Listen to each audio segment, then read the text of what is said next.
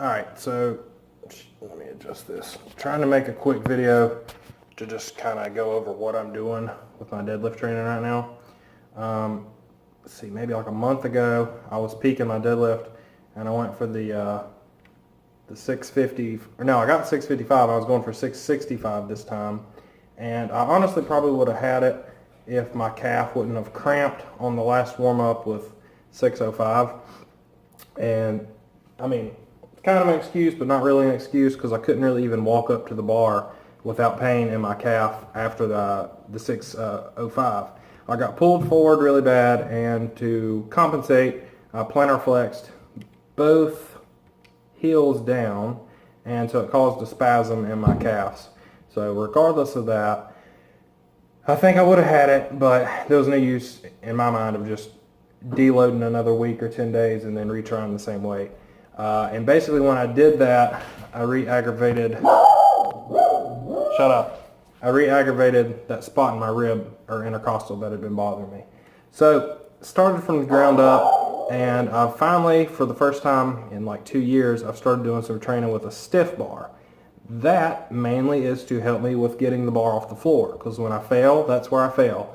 So anything that's going to make that harder is going to benefit in the long run. So switch to the stiff ass Texas power bar instead of the deadlift bar. The deadlift bar will flex 1.5 to 2 inches probably. Okay, more like 1 inch or 1.5 inches when you got anything over 500 pounds, 600 pounds is going to have a decent bit of flex to it before the bar actually starts breaking the weights. So that helps a lot with getting it moving off the floor. With a stiff power bar, even more so than just a regular gym bar, it's meant to be extremely stiff. It's not supposed to bend.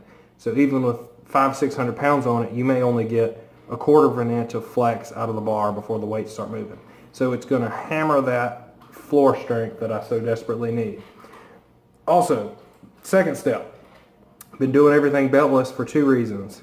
The belt and all the pressure that it causes around my rib cage, because I have a high placement of the belt, seems to irritate the rib intercostal more. So for just like a solid 4 to 6 weeks, I'm not going to wear the belt.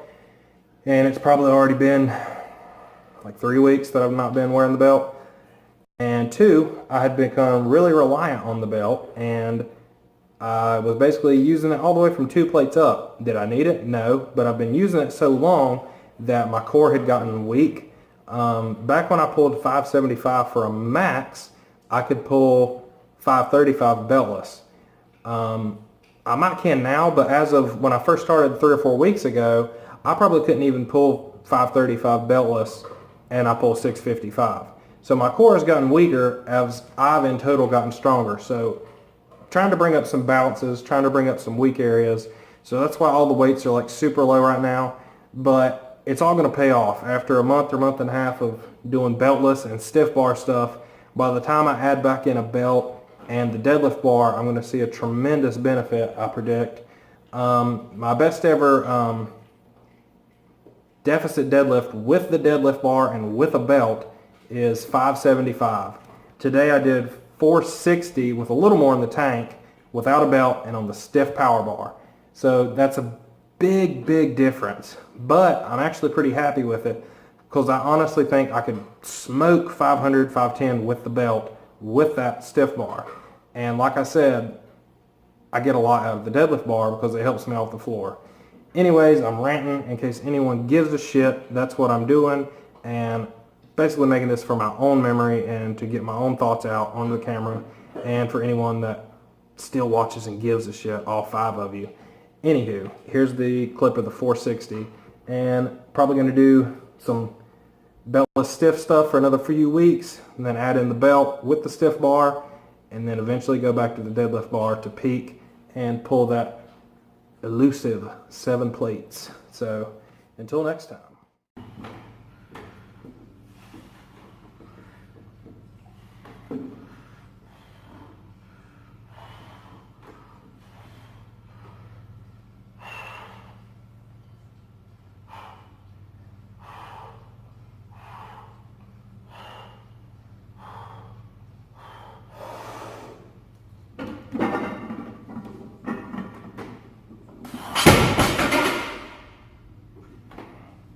That's it, baby.